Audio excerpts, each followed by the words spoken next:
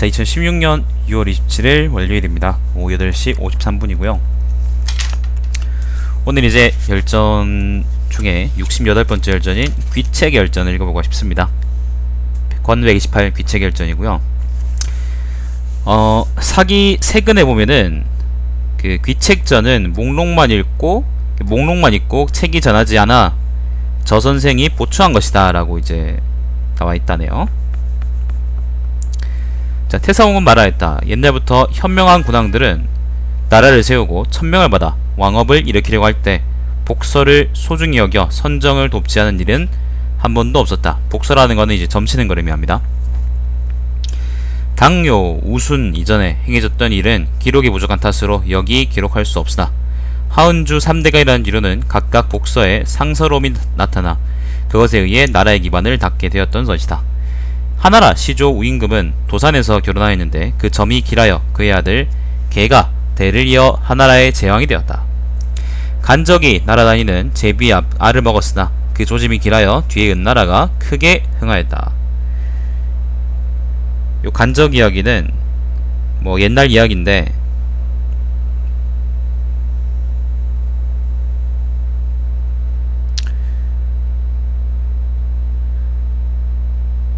이건 그냥 지나가겠습니다. 그냥 옛날 이야기네요. 후직은 어릴 때부터 농사일을 좋아하여, 후직은 이제 주나라의 선조라고 얘기하는 사람이죠. 백곡을 심었는데 그 점괘가 좋았기 때문에 뒤에 주나라가 천하의 왕으로 불렸던 것이다. 군왕은 여러가지 의심스럽고 어려운 일을 결정할 때에는 복서로서 예측하였다. 시초나 귀갑을 사용하여 판단하였는데 이것은 변하지 않는 규칙이었다. 시초라는 거는 그 점칠 때 쓰던 그 시라는 거에 시라는 풀의 줄기랍니다. 줄기. 자, 만, 이, 저, 강 등의 오랑캐들은 그 만이라는 거는 남쪽 오랑캐를 의미하고, 그 다음에 이라는 거는 동쪽 오랑캐를 의미하고, 그 다음에 저하고 강은 이제 여기, 강은 여기 있고 저는 이쪽에 살던 민족을 의미합니다. 많이 저 강의 오랑캐들은 비록 군신의 차례는 없어도 의혹을 결정할 때에는 역시 점을 치는 풍속이 있었다. 쇠와 돌을 써서 점을 치기도 하고 혹은 풀과 나무를 써서 점을 치는 등 나라에 따라 각각 그 풍습이 달랐다. 그러나 모두 점을 근거로 하여 전쟁을 일으키고 공격하고 군사를 나아가게 하여 승리를 얻게 되었던 것이다. 각각 그들의 신령을 믿고 점에 의해서 장차 올 일들을 알 수 있다고 생각하였기 때문이다. 내가 들은 바는 바로 대충 다음과 같다. 하나라와 은나라 사람들은 점을 칠 때 시초나 귀갑을 사용하였고 점을 치고 난 뒤에는 이를 곧 버렸다. 당시 사람들은 귀갑을 오래 간직하면 영함이 없고 시초 또한 오래 보관하면 신통함을 잃게 된다고 생각했기 때문이다. 그런데 주나라에 와서는 왕실의 복관이 항상 시초와 귀갑을 소중히 간직하였다. 복관이라는 건 점치는 관리. 그리고 시초와 귀갑의 크기나 사용 순서 따위를 중시하는 바가 각 시대마다 다르긴 하였지만 대략 그 목적은 같았다. 어떤 사람은 성왕에게 일어나는 모든 일은 숙명적인 것이 아닌 것이 없으며 결정해야 할 의문 역시 그 일을 처리하기 전에 그 징조가 먼저 보이지 않은 적이 없다고 여겨 그들은 시초와 귀갑에 의해서 신명의 의사를 묻고 의혹을 푸는 방법을 만들게 되었다. 그리하여 세상이 점점 쇠뇌해지고 어리석은 사람이 지혜로운 사람을 스승으로 섬기지 않게 되고 사람들이 각각 자기 편한 대로 생각하며 가르침이 백가로 나뉘어 서로 다투게 되었고 성왕의 도가 난잡해지고 무질서해졌기 때문에 도리와 관계된 것을 가장 미묘하고 심오한 경지로 귀납시키기 위해서 항상 정신의 기범을 두었다. 또 어떤 사람은 영험한 거북에 뛰어난 점에서는 성인도 이에 미칠 수 없다고 여겼는데 그 까닭은 영험한 거북이 기륭을 보여주고 시비를 분별하는 점에서 대체로 인간 세상의 일과 부합하다고 여겼기 때문이다. 고조 때 진나라의 옛 제도를 모방하여, 여기서 고조는 한나라 고조를 의미합니다. 태복관을 두었다. 그 당시 천하는 겨우 안정을 찾았으나 전라는 아직 완전히 가시지 않았다. 효예제는 재위기간이 짧고 여태우는 여황제였으며 효문제와 효경제는 옛 제도를 답습하였을 뿐 복서의 이치를 강구하거나 시험할 겨를이 없었다. 어떤 부자라는 건 아버지하고 아들이 천문과 역법, 복서를 관장하는 주관을 대대로 이어오긴 하였으나 복서의 복서의 정미 신묘한 점을 많이 잃게 되었다. 그러나 지금의 황제가 즉위한 뒤로는 무죄죠. 널리 예능의 길을 열어 백가의 학문을 모두 받아들이게 되어 한 가지 제주의 정통에 있는 선비조차도 자신의 능력을 발휘할 수 있게 되었다. 그리하여 무사람보다 열심히 뛰어난 능력이 있는 사람은 높은 집 위에 올라 사사로움에 치우치지 않고 모든 것을 평등하게 대하여 몇 해 사이에 태복이 수집한 자료는 대단히 많아지게 되었다. 마침 황제가 북쪽으로 흉노를 치고 서쪽으로 대원을 공격하고 남쪽으로는 백월을 소나기에 넣고자 하였는데 복소가 일어날 가능성이 있는 여러가지 일들을 정확하게 예견하여 한나라가 이를 벌이기 전에 미리 대책을 마련하여 이로움을 취하고 해로움을 피하게 하였다. 그리고 맹장이 직접 적의 예봉을 꺾고 군사를 나아가게 하고 물러가게 하여 적을 물리치는데 점을 쳐서 정한 시기가 크게 도움이 되었다. 황제는 더욱더 공이 있는 복관을 중요시하여 때로는 하사품으로 수천만 전을 내리기도 하였다. 그리하여 구자명과 같은 무리들은 점을 잘 쳐서 부귀영화를 누렸다. 그들은 황제의 은총을 크게 입어 조정의 대신을 압도하였다. 점으로 남을 해치고자 푸닥거리하는 것을 알아맞히기도 하고 남을 모함하는 사건의 경우 그 주범을 알아맞히기도 하였다. 그러나 그들은 점괘를 이용하여 평소에 사소한 원한이 있거나 못마땅해야 했던 사람을 공적인 일에 결부시켜 죄를 뒤집어씌우기도 하였다. 이처럼 복관들이 지 멋대로 다른 사람들을 모함하여 일족이나 일문이 멸족을 당하니에는 이루 다 헤아릴 수 없을 정도였다. 그래서 모든 백관들은 두려움에 떨며 귀갑과 시초가 능히 말을 할 줄 안다고 말하였다. 그러나 그 외에 사람을 해치는 일 등 그들의 간악한 짓이 발각되어 조정에서 삼족을 멸하는 법으로 별로 그들을 다스렸다. 시초를 배열하여 기륭을 점치고 귀갑을 불에 태워 그 징조를 관찰하였는데 귀갑이라는 건 이제 그거죠. 거북이 등껍질이죠.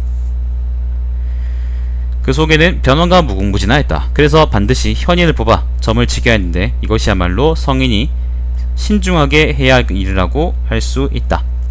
주공은 태왕, 계력, 문왕의 거북으로 3번 점을 쳐서 무왕의 병을 완쾌시켰고 상나라 주왕이 포항무도하여 큰 거북으로 점을 쳤으나 길조가 나타나지 않았다. 또 진문공은 주양왕의 왕위를 회복하기 위해서 미리 점을 치니 황제가 판천에서 싸운다라는 길조를 얻어 여기서 황제라는 거는 옛날 사람인 황제를 의미해요. 임페리어 말고 얻어 마침내 전정벌이라고 새겨진 홍색 궁시를 천자로부터 하사받았다. 진헌공이 여희의 미색을 탐내어 여용을 공격하기 전에 점을 치게 했는데 그 점괘에는 이빨에 화가 미친다라는 흉조가 나타나 그와는 헌공에서부터 해제, 도자, 해공, 회공일이까지 5대에 미쳤다. 요거는 전부 다 이제 옛날 고사들을 얘기하는 건데 여러분 다 이거 몰라도 상관없습니다. 이거 하나하나 말하라 그러면 정말 끝도 없어요. 초나라 영왕이 주나라 왕실을 배반하기 위하여 점을 친 결과가 불길한 징조가 나타나 마침내 건계에서 피하였다. 이와 같이 기륭의 징조와 그 응엄이 거짓없이 사실로 나타났으며 그 당시 사람들도 점괘가 제대로 맞는다는 것을 사실을 통해서 똑똑히 보았던 관계로 점괘의 징조와 응엄이 사실과 일치하였다고 말하지 않을 수 있었겠는가. 군자는 복서를 경시하고 신명을 믿지 않는 사람이 황당무계하다고 여겼지만 인간사를 위배하고 사람의 도리에도 어긋나는 행동을 하면서 미신만을 맹신하는 사람은 귀신에게조차 합당한 대우를 받지 못한다고 여겼다. 이런 까닭에 상서 홍보대는 기자가 의심나는 일이나 어려운 일을 해결하고자 할 때 함께 상의할 대상으로 5가지가 있다고 한 기록이 있는데 복과 서가 그 중에 2가지를 차지했다. 복하고 서라는 건 둘 다 점치는 걸 의미하죠. 5사람이 각각 점을 쳐서 그 중에서 많은 사람의 판단을 믿고 따랐다. 이것으로 보아 비록 복관을 철치하여 복수를 소중히 여기긴 하였지만 전적으로 점에 의지하지 않았다는 것을 알 수 있다. 나는 강남 지역을 유람하면서 장강이 나며 그곳 백성들이 점치는 모든 행위를 이해할 수 있었다. 그리고 그곳에 나이 많은 어른들에게 물으니 그들은 거북은 1000년을 살아야 연꽃잎 위에서 놀고 시초는 한 뿌리에 100개의 줄기가 나야 한다라고 말하였다. 그리고 1000년 묵은 거북과 100개의 줄기를 가진 시초가 있는 곳에서는 호랑이와 이리 등 맹수들이 많이 살지 않으며 해충과 독초도 나타나지 않는다고 말하였다. 강 근처에 사는 사람들은 늘 거북을 길러 그 피를 마시고 고기를 먹는데 이렇게 하는 것이 혈액순환을 좋게 하고 원기를 보충하여 늙고 병드는 것을 막는데 도움이 된다고 믿었다. 아마 그것은 사실이 아니겠는가. 까지가 이제 사마천이 썼다는 문장인데 여기 각주가 달려있어요. 이상의 문장을 사마천이 쓴 것이 아니라고 여기는 사람은 저소손이 사마천의 명의와 그 다음에 어투를 빌려서 쓴 것이라고 한다. 그러나 이 부분이 사마천의 귀책열전의 서설로 저소손이 쓸 수 없는 것이며 인용 부분은 저소손이 보충한 것이라고 여긴다. 후자의 설이 믿을만하다. 그러니까 요까지는 사마천이 쓴 것이고 요 이후 부분은 이제 아마 그 저선생이 쓴 것이다 라는 게 통설인 것 같습니다. 읽어보겠습니다. 저선생은 말하였다. 신은 유교경전에 통달하고 박사에게서 수업을 받고 춘추를 공부하여 좋은 성적으로 난관에 임명되었습니다. 다행히 궁궐을 수비하기 위해서 숙직하는 기회를 얻어 10여 년 동안 궁궐을 드나들게 되었습니다. 그동안 몰래 태사공전을 좋아해. 태사공전이라는 것은 사계를 의미하죠. 좋아해. 읽었습니다. 태사공전에는 다음과 같이 쓰여 있습니다. 하상주 사망이 다같이 거북점을 쳤으나 그 방법은 달랐으며 사방오랑캐들 역시 복수의 풍습은 각각 달랐으나 모두 복수로서 기륭을 판단한 점은 같다. 그래서 나는 대략적인 것을 살펴보고 그 요점을 간출해서 귀책열전을 썼다.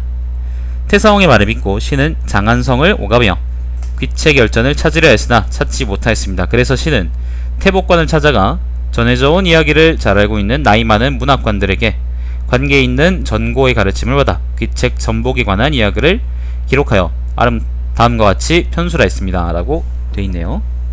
여기서부터는 이제 그러니까 저 선생이 쓴 거, 그러니까 저 선생이 이제 그 부가 한 거죠. 그러니까 이미 저 선생 시기에도 기록이 날아갔었나 보네요. 저 선생이 이제 무죄 사람이란 걸 생각한다면, 자, 나는 바에 따르면 옛날 오제와 사망이 거사하고자 할 때에는 반드시 먼저 시귀로 점을 쳐서 결정하였다고 한다. 시귀라는 건 아까 시추하고 거북이. 옛날 전복서에는 다음과 같이 쓰여져 있다. 아래에 복령이 있으면 그 위에 토사가 있고 위에 시초가 나면 그 밑에 신귀가 있다. 복령이라고 하는 것은 토사 밑에 성장하는 것으로 그 모양은 나는 새 모양과 같다. 첫 봄비가 오고 그친 다음 날씨가 맑게 개고 바람이 없는 날 밤중에 토사를 베어내고 등불로 복력을 비추어 본다. 불이 꺼진 후 그곳에 표를 하고 길이가 4장이나 되는 새 천으로 주위를 싸두었다가 이튿날 날이 개면 그곳에서 복령을 캐낸다. 깊이 넉자에서 7자까지 파면 복령을 얻을 수가 있다. 만약에 7자보다 깊이 파면 복령을 얻을 수가 없다. 복령은 천년 묵은 노송의 뿌리로 사람들이 그것을 먹으면 불로장생한다. 듣건대 100개의 줄기가 난 시초는 그 밑에 반드시 신귀가 있어서 이를 지키고 백신귀라는 것은 신성한 거북이요 그 위에는 항상 푸른 구름이 덮여있다고 한다. 옛날 전복서에는 또 다음과 같이 쓰여있다. 천하가 태평하고 왕도가 행해지면 시초의 줄기는 10자나 되는 길이로 자라고 한 뿌리에서 100개의 줄기가 난다. 지금 사람들이 시초를 얻고자 하나 옛날 법도에 부합하지 않기 때문에 100개의 줄기가 있고 줄기의 길이가 10자가 되는 것은 얻을 수가 없다. 줄기가 80개 있고 길이가 8자 되는 것마저 얻기 어렵다. 시초로 점치기를 좋아하는 사람들은 줄기가 60개 있고 길이가 6자 되는 것을 얻을 수만 있어도 좋다고 여긴다고 쓰여있다. 옛날 책에는 다음과 같이 기록되어 있다. 능히 명귀를 얻은 사람은 재물이 그에게 모여들어 그 집은 크게 부여하게 되어 반드시 10,000,000양을 모을 수 있다. 명귀는 모두 8종류가 있는데 이거 뭐 거북이 등껍질, 그러니까 좋은 거북이 등껍질 그런 의미인가 보네. 첫째를 북두귀, 둘째를 남진귀, 셋째를 오성귀, 넷째를 팔풍귀, 다섯째를 28수귀, 여섯째를 일월귀, 일곱째를 구주귀, 여덟째를 옥귀라고 부른다.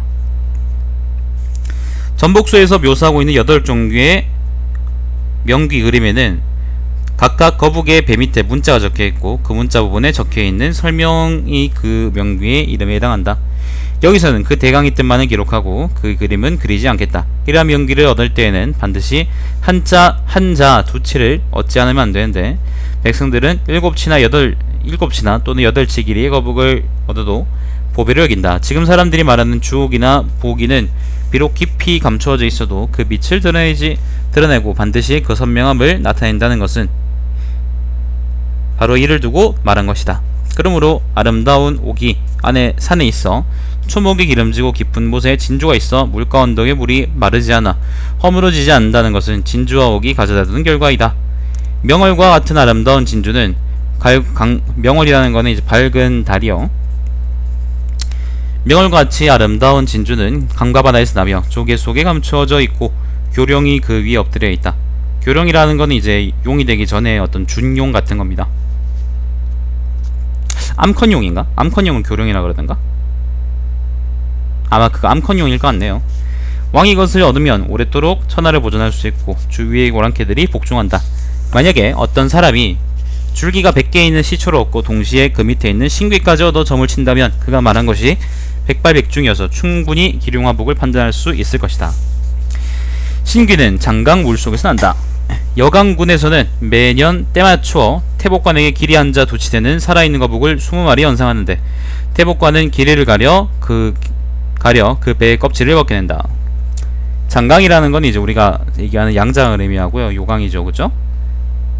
그리고 이제 여강이라는 거는 여강이 어디더라? 대략 아마 이쯤 어디였던가?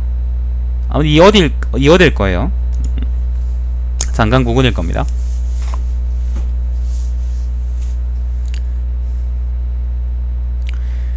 어디까지 읽었지? 아 그래. 거북은 천년이 되어야 길이가 한자 도치가 된다. 제왕이 군대를 일으키고 장군을 파견할 때에는 반드시 종묘의 당상에서 귀갑을 찔러 점을 쳐서 기륭을 판단하였다. 지금 고조묘안에는 거북의 방이 있는데 그 안에는 위에서 언급한 거북 껍질이 신령스러운 보물로 보관되어 있다. 옛 전복서에는 다음과 같이 쓰여져 있다. 거북의 앞발의 뼈를 얻어 몸에 지니고 거북을 얻어 집안 서북쪽에 걸어두면 깊은 산이나 큰 숲 속으로 들어가도 길을 잃지 않는다. 내가 난관으로 있을 때 만필석주방을 들어본 적이 있는데 그 책에는 다음과 같이 쓰여져 있었다. 신귀는 다음 강남의 가림 속에 산다. 가림이라는 거는 뭐 숲 이름이겠죠. 가림이란 그 속에 범이나 늑대와 같은 맹수가 없고 올빼미와 같은 나쁜 새도 없으며 독충과 해충도 없고 들불도 여기까지는 미치지 못하며 여기에는 도끼로 나무를 벨 수 없는 즉 좋은 숲이라는 것이다. 신귀는 이 가림에서 항상 아름다운 연잎 위에 집을 짓고 산다. 신귀의 왼쪽 옆구리에는 갑자 중광에 나를 얻는 사람이 필부라면 임금이 되거나 봉토가 있는 제후가 될 것이며 제후가 나를 얻으면 제왕이 될 것이다 라는 글이 쓰여있다. 누가 썼을까요? 흰뱀이 몸을 도사리고 있는 숲속에서 신귀를 얻고자 하는 사람은 목욕제기를 하고 그것이 나타나주기를 기다리는데 어떤 사람이 신귀에 관한 비밀을 알려주기를 기다리듯 몸가짐은 겸손하고 공손하게 해야 한다. 그리고 이때는 술을 땅에 부어서 제사 지내고 머리를 풀어 산발해야 한다. 이렇게 사흘 밤낮을 얻고자 갈구하면 신구를 얻을 수 있다. 신귀 신구 둘 다 이제 뭐 그 성스러운 뭐 신묘한 어떤 거북이 그런 말인데 거북이니까 아마 이걸 구로 읽어야 되나 귀로 읽어야 되나 아마 모르겠다. 자, 이런 기록으로 보아 신귀의 영위함은 대단하다는 것을 알 수 있다. 어찌 우리가 신귀를 존경하지 않을 수 있겠는가. 남쪽에 거북으로 침대다리를 받쳐둔 노인이 살았는데 그 후 20여 년이 지난 뒤 노인이 죽어 침대로 옮겼으나 거북은 아직도 살아있었다. 이것은 거북이 지 스스로 길을 마음대로 움직일 수 있기 때문이다. 어떤 사람이 다음과 같이 물었다. 거북이처럼 신령한 것인데 태복관이 살아있는 거북을 얻으면 어째서 곧 죽여 그 껍질을 얻습니까? 최근에 장강 근처에 사는 어떤 사람이 명기를 얻어 기르고 있었는데 거북 때문에 그 집안은 큰 부자가 되었다. 그는 친구와 상의하여 거북을 놓아주려 했다. 친구는 거북을 죽여 놓아주지 말라고 했다. 거북을 놓아주면 거북이 집을 망하게 할 것이라고 말하였다. 그러자 거북은 꿈속에 나타나 다음과 같이 말하였다. 나를 물속으로 돌려보내고 죽이지는 마시오. 그러나 그 사람은 결국 거북을 죽이고 말았다. 그러자 거북을 죽인 후 그 사람은 죽고 집안에는 불행이 잇따랐다. 백성과 군왕의 도리는 다르다. 백성이 명기를 얻으면 아무래도 죽이지 않는 편이 낫다. 그러나 고사에 따르면 옛날 명왕과 성주는 모두 거북을 죽여서 사용하였다. 명왕과 성주라는 건 이제 현명한 군주를 의미합니다. 송나라 원왕은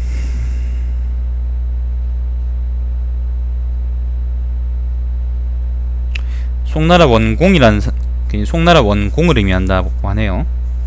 송나라 원왕은 한 마리의 신귀를 얻어 역시 죽여 점치는데 사용하였다. 삼가 그 일을 아래에 기술하여 옛 이야기를 듣기 좋아하는 사람들에게 감상하게 하고자 한다.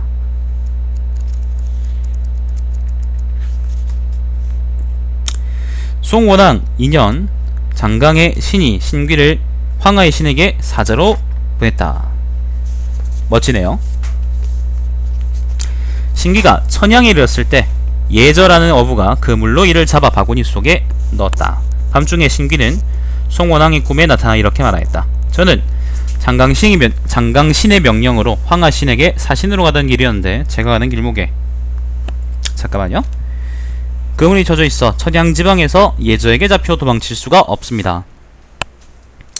공경에 빠졌으나 하수연할 사람이 아무도 없습니다. 대왕께서는 평소에 덕과 의리가 있으신지라 이렇게 찾아 도움을 청합니다. 원왕이 깜짝 놀라 잠에서 깨어났다. 세상에, 그러니까 거북이가 꿈에 나타나가지고 막 저렇게 말하고 있으면 얼마나 놀랐겠어요. 그리고 박사 위평을 불러 물었다. 방금 과인은 꿈속에서 한 남자를 만났는데 그는 목을 길게 늘어뜨리고 머리가 길쭉하였으며 놀랄만하네. 검은색으로 수놓은 옷을 입고 검은 수레에 올라타고 나타나 과인에게 이렇게 말하였다. 저는 장강신을 위해서 황하신에게 사신으로 가는 길이었는데 제가 가는 길목에 그물이 젖어 있어 천양에 사는 예저에게 잡혀 도망칠 수가 없습니다. 공경에 처하였으나 하소연한 사람이 아무도 없습니다. 대왕께서는 평소에 덕과 의리가 있으신지라 이렇게 찾아 도움을 청합니다. 그 말이요. 이 남자는 도대체 무엇이란 말인가? 위평은 이야기를 다 듣고 점치는 식을 들고 일어나 하늘을 우러러 달빛을 보고 북두성의 두 병을 가리키는 방향 북두성의 두 병이 가리키는 방향을 관찰한 다음 태양이 그때 하늘에 있는 곳을 추정하였다. 위평은 컴퍼스와 짧은 자 그리고 저울대와 저울추로 측량하였다. 동남쪽, 서북쪽, 서남쪽, 동북쪽의 네 방향의 위치를 정하고 건곤, 진손, 감리, 간태 등 8궤도 바르게 배열하였다. 위평은 원왕의 꾼 꿈에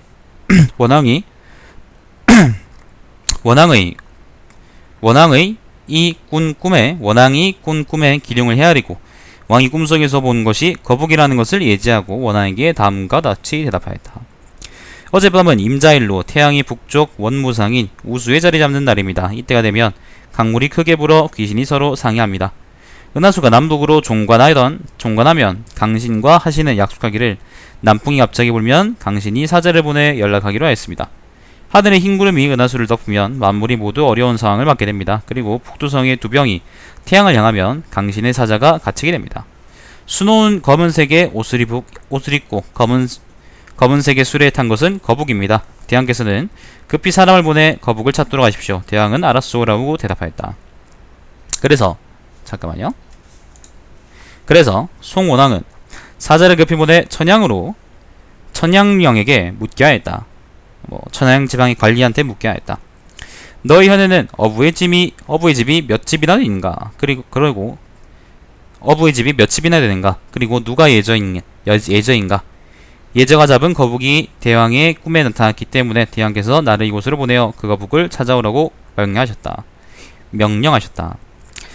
천양령은 관속들을 시켜 호적 대장을 조사하게 하고 주민의 분포도를 자세히 하여 강가에서 고기를 잡이를 업으로 삼아 살아가는 55집을 알아내었으며 그 중에 마침내 상류에 거주하고 있는 주인이 예저라는 것을 알게 되었다. 천양령은 말하기를 이 사람이다 라고 하였다. 그리고 사자와 함께 달려가 예저에게 물었다. 어젯밤 너는 고기를 잡으러 가서 무엇을 얻었냐? 라고 예저가 대답하였다. 한밤중에 그물을 올려 거북을 잡았습니다. 사자가 말하였다. 지금 거북은 어디 있느냐? 예저가 대답하였다. 바구니 안에 있습니다. 사자가 말하였다. 왕께서는 네가 거북을 잡은 것을 아셨다. 그래서 내게 그것을 구해오라고 명령하신 것이다. 그러자 예저가 말하였다. 알겠습니다. 전화기.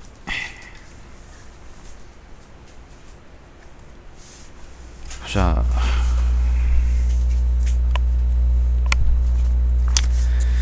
사자는 거북을 수레에 싣고 천양 성문을 나섰다. 대낮인데도 깜깜해서 아무것도 보이지 않았고 심한 비바람이 치며 하늘과 땅이 모두 어두컴컴했다. 청황의 오색 구름이 거북을 실은 수레 위를 덮어 번개와 비가 함께 일어나며 바람이 불어왔다. 사자는 거북을 실은 수레를 끌고 국도의 궁전 정문으로 들어와서 동쪽 방에서 원왕을 배웠다.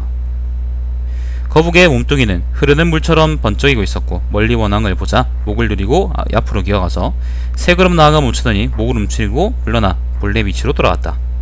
원앙은 이것을 보고 괴이하게 여겨 위평에게 물었다. 거북은 과인을 보자 목을 누리고 앞으로 기어나와 위 앞을 바라본 것인고 또 목을 움츠리고 본래 위치로 돌아갔는데 이것은 무슨 뜻인고? 위평이 대답하였다. 거북은 어려운 상황 속에 고박 하룻밤에 갇혀 있었는데 왕께서는 덕과 의가 계시어 사자를 보내 이를 구하셨던 것입니다. 지금 목을 내밀고 앞으로 기어나간 것은 감사하다는 뜻을 나타낸 것이며 목을 움츠리고 물러난 것은 속기 떠나고 싶다는 뜻입니다. 원앙이 말하였다. 그래, 이 거북이 이토록 신령하다는 말인가? 오래 머물게 해서는 안되겠다. 빨리 수레를 준비하여 거북을 보내주어 임무를 완수하게 할 기한에 늦지 않게 하라. 거북이 걸음으로 장강에서 화암까지 가는데 얼마가 걸릴까요? 근데 중간에 이제 일부러 잡혀가지고 송나라의 그 고속도로를 쓰게 됐으니까 뭐 되게 잘 된 거네. 위평이 대답하였다. 이 거북은 천하의 보물입니다. 먼저 이 거북을 얻은 사람이 천자가 됩니다. 그리고 이 거북에 의해 점을 치면 영험하지 않은 것이 없으며 전쟁에 승리하지 않는 적이 없습니다. 이 거북은 깊은 곳에 태어나서 황토에서 성장하여 하늘의 도를 알고 상고의 일에 밟습니다. 물속에 살기를 3000년 자기에게 정해진 구역을 벗어나지 않으며 편안하고 얌전하고 조용하고 바르며 움직이는데 힘을 들이지 않습니다. 수명은 천지와 같아 그 끝을 아는 사람이 없습니다. 이 거북은 사물과 함께 변화하며 사철마다 그 색깔을 쉽게 바꿉니다. 사는 곳에서 가만히 숨어 살고 엎드려 다른 것을 먹지 않습니다. 즉 봄에는 푸른색, 여름에는 노란색, 가을에는 흰색, 겨울에는 검은색으로 변합니다. 이 거북은 음양을 이해하고 형과 덕을 알아서 이해를 예견할 수 있고 화복을 분명히 해줍니다. 이 거북으로 점을 치면 말하는 것은 반드시 맞고 전쟁에서는 반드시 이깁니다. 왕께서 이것을 보물로 가지고 계시면 제후들이 모두 복종하게 될 것입니다. 왕께서는 이들을 놓아보내지 마시고 이 거북으로 나라를 안정시키도록 하십시오. 원앙이 말하였다. 이 거북은 대단히 신령하여 하늘에서 내려와 깊은 못으로 떨어져 환난에 처한 상황에서 과인을 얻은 사람으로 생각하고 후덕하고 충과 신의가 있다고 믿었기 때문에 과인에게 찾아와 구원을 요청한 것이다. 과인이 만일 놓아주지 않으면 어부와 무엇이 다르겠느냐? 어부는 거북이 오기로 이익을 취하고 과인은 그 신묘한 힘을 탐낸다면 이것은 바로 아랫사람은 어질지 못한 일을 하고 윗사람은 덕이 없는 일을 행하는 것이 된다. 군신이 다같이 예가 없으면 어떻게 복을 받을 수 있겠느냐? 과인은 이 거북을 붙들어 두는 것을 참아하지 못하였다. 이렇게 이 거북을 놓아주지 않을 수 있겠는가? 어떻게 이 거북을 놓아주지 않을 수 있겠는가? 위평이 대답하였다. 박세가 오네. 그렇지 않습니다. 신은 다음과 같은 말을 들었습니다. 은혜와 덕이 크면 보답할 필요가 없으며 다른 사람이 귀중한 물건을 대왕께 맡기면 돌려줄 필요가 없다고 말입니다.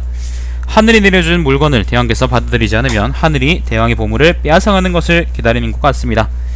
지금 이 거북이 천하를 주위하면서 어느 곳으로 가든 위로는 창천에 이르며 아래로는 초야를 가까이 하면서 우주를 돌아다녔건만 치욕을 당하지 않았고 어느 곳에서도 저지당하지 않고 돌아다녔습니다. 그러나 그 거북이 지금 천양에 이르러 어부에게 치욕을 당하고 갇혔습니다.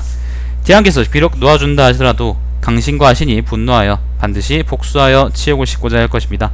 그러면 거북은 스스로 우리를 공격하고 자신의 신령함으로 우리를 우롱할 것입니다. 만약 큰 비를 내려 홍수를 일으키면 다스릴 방법이 없습니다.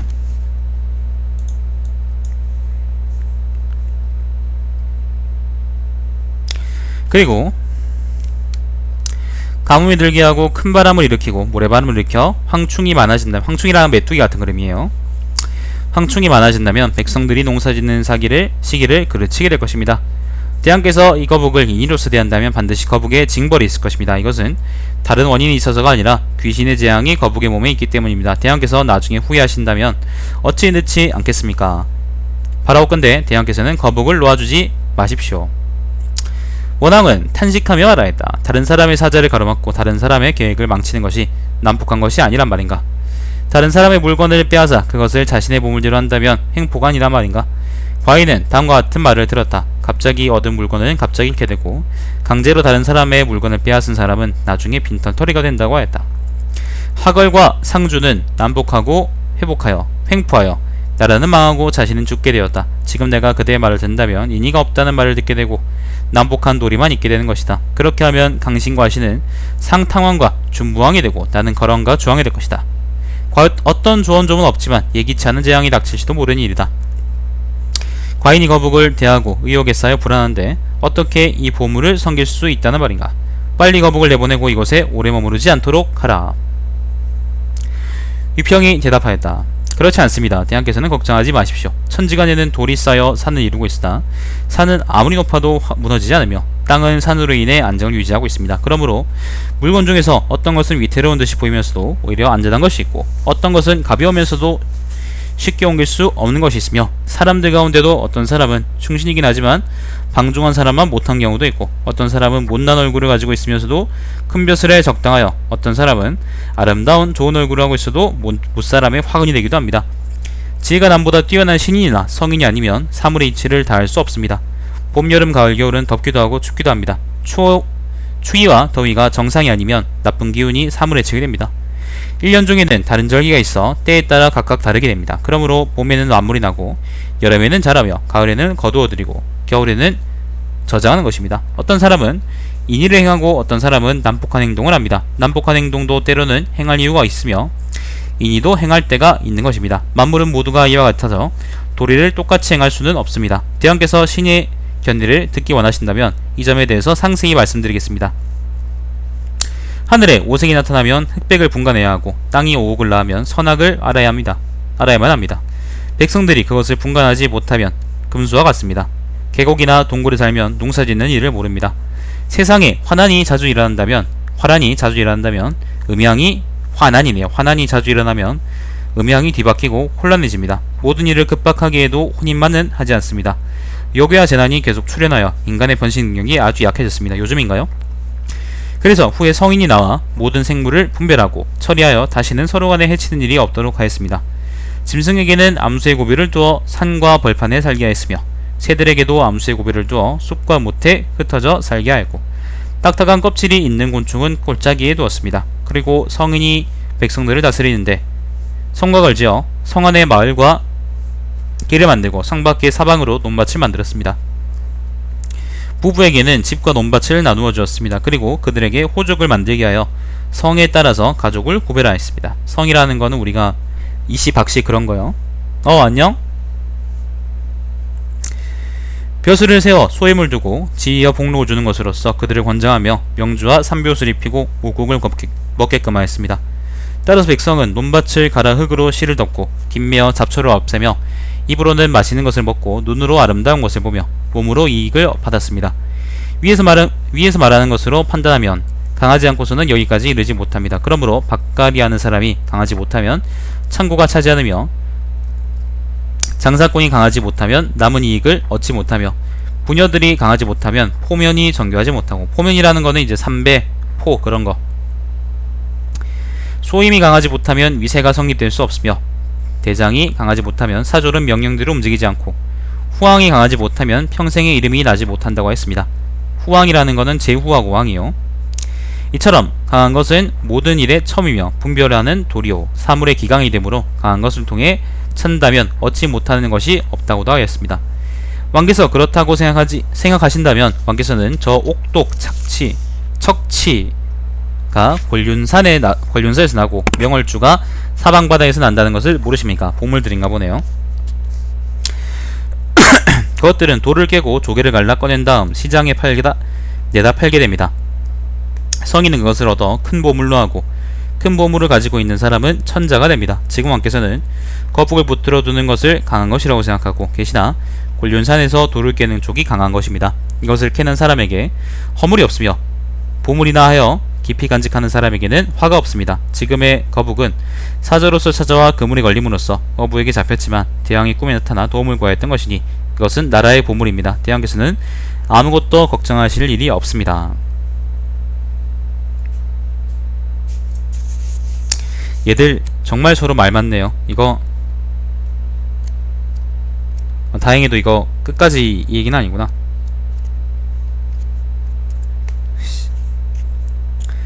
원왕이 말하였다. 그렇지는 않다. 과인은 간은 복이요. 간이라는 거는 이제 그 조언하는 거 간언이라 그러죠. 간은 복이요 아첨은 화임으로 임금이 아첨을 받아들이는 것은 어리석고 유혹되어 있기 때문이라고 들었다.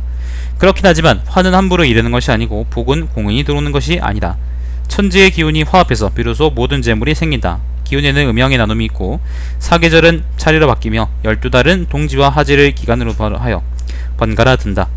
성인은 여기에 통철에 있으므로 몸에 재앙이 없고 명왕은 이치로서 다스리기 때문에 아무도 속이지 못하는 것이다. 그러므로 스스로 이룩하는 것이다 라고 말하였던 것이다. 화와 복은 같은 것이며 형과 덕은 한 쌍이다.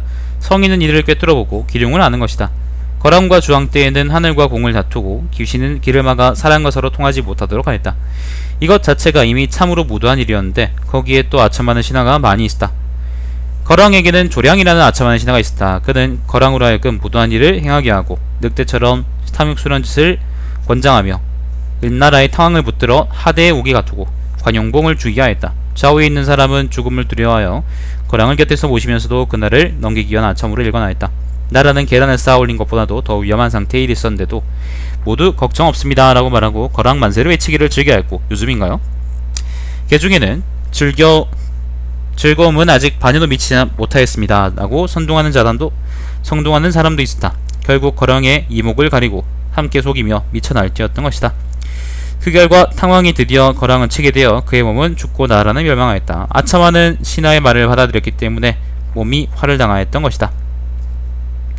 역사는 이 사실을 기록하여 남겨 오늘에까지 전해준다. 주왕에게도 아첨하는 신하가 있었는데 좌강이라 불렀다. 그는 눈짐작으로 측량할 수 있는 것을 자랑하며 주왕으로 하여금 상하로 꾸민 화려한 궁궐을 짓게 하였는데 그 높이는 하늘에 닿을 정도였다. 또 주왕에게는 구슬을 3개 넣은 침대도 있었다. 그는 코뿔소의 뿔로 만든 그릇과 옥으로 만든 그릇, 상아로 만든 젓가락 등으로 국을 먹었다. 성인 비가는 심장을 갈리게 되었고 겨울 아침에 시내를 건넌 장사는 다리가 끊겼다. 기자는 죽는 것이 두려워 머리를 풀어뜨리고 미치광이로 가정하였다. 조나라 태자 역을 죽이고 문왕 창을 돌집에 쳐넣어 저녁 무렵에서 아침까지 가두어두라고 하였다. 결국 음긍이 그를 구출해내어 함께 달아나 조나라 땅으로 들어간 다음 태국망을 자기 편으로 하여 군사를 모아 일으켜 주왕을 공격하였다. 문왕이 죽었으므로 조나라 군사들은 그의 시체를 술에 싣고 전진하며 태자 발이 대신 장군이 되어 무왕이라 불렀다. 모계에서 싸워 주왕을 화산 남쪽에서 곁들였다. 주왕은 이기지 못하고 피해 돌아갔으나 상하로 장식한 궁궐에서 포위를 당하자 침수해서 자살하였다. 그 화산이라는 건 이제 이 근처에 있는 산입니다.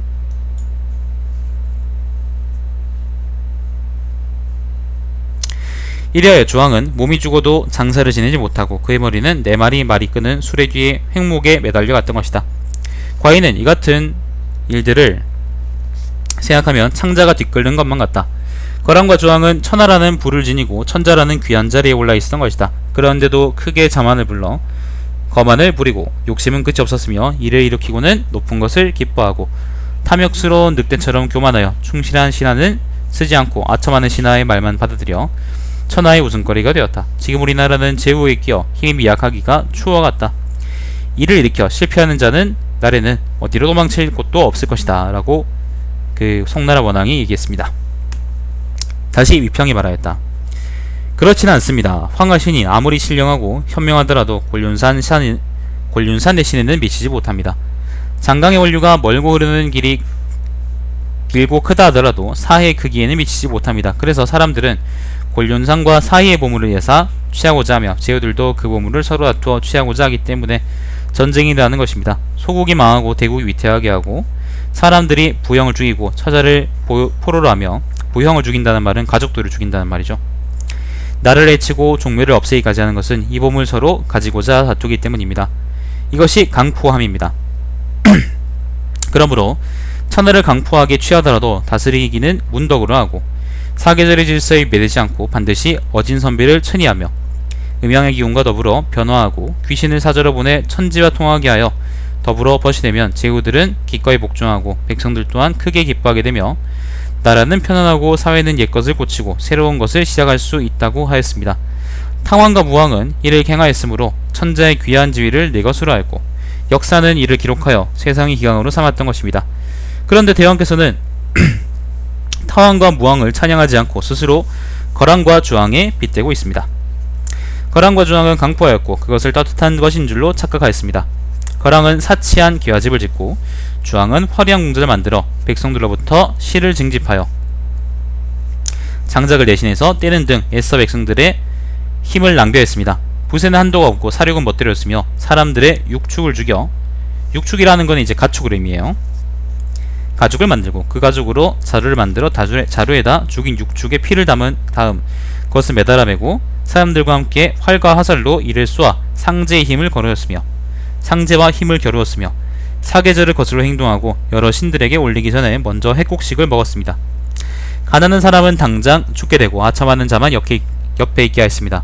성인이 세상을 등지고 살고 백성들은 착한 일을 하지 않게 되었습니다. 자주 가뭄이 들어 나라에는 이상한 일들이 많이 일어났으며 곡식을 해치는 명충이 해마다 생겨 우국은 잘 익지 못하였습니다. 메뚜기 같은 거겠죠.